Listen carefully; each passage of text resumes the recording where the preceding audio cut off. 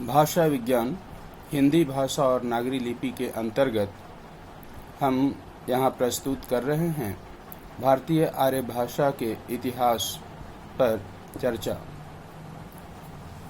भारतीय आर्य भाषा के इतिहास को 3 कालों में विभक्त किया गया है। प्राचीन भारतीय आर्य भाषा काल, मध्यकालीन आर्य भाषा काल और आधुनिक आर्य भाषा काल। इन 3 कालों का संक्षिप्त विवरण मैं प्रस्तुत कर रहा हूं। आज प्राचीन भारतीय आर्य भाषा काल पर प्रकाश डालना चाहूँगा। इसका समय जो है वह लगभग 1500 ईस्वी पूर्व से लेकर 500 ईस्वी पूर्व तक निर्धारित किया गया है। इस काल को 2 उपकालों में विभाजित किया गया है। पहला वैदिक काल और दूसरा संस्कृत काल।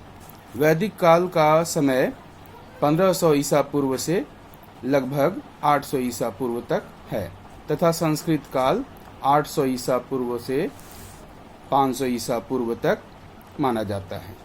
अर्थात वैदिक संस्कृत लगभग 700 वर्षों तक बोलचाल की भाषा रही तथा संस्कृत 300 वर्षों तक। वैदिक काल की भाषा को वैदिकी, वैदिक संस्कृत अथवा छांदस कहते हैं तथा संस्कृत काल की भाषा को संस्कृत अथवा लौकिक संस्कृत कहते हैं। वैदिक संस्कृत का रूप हमें वैदिक संहिता, ब्राह्मण, आरण्यक तथा उपनिषद ग्रंथों में मिलता है, किंतु भाषा का वह रूप बोलचाल का रूप न होकर बोलचाल की वैदिक संस्कृत पर आधारित साहित्यिक रूप है। किंतु साहित्य में प्राप्त भाषा को देखने से बोलचाल के रूप का पता चल जाता है। वैदिक संस्कृत में भाषा के रूपों का लौकिक संस्कृत की तुलना में वैविध्य था।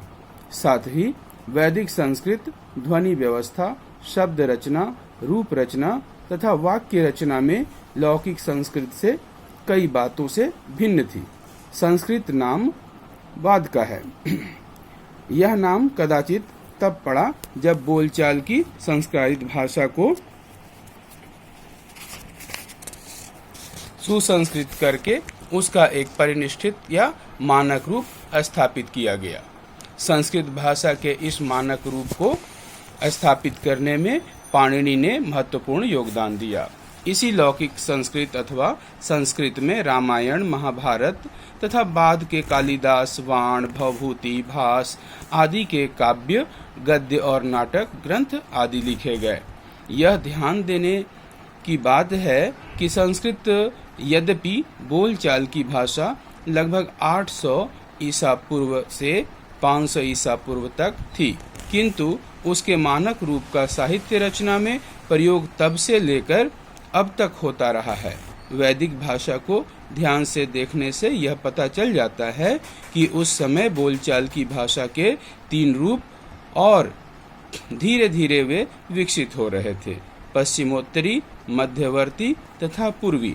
अब अगले दिन हम मध्यकालीन भारतीय आर्य भाषा काल के संबंध में प्रकाश डालेंगे।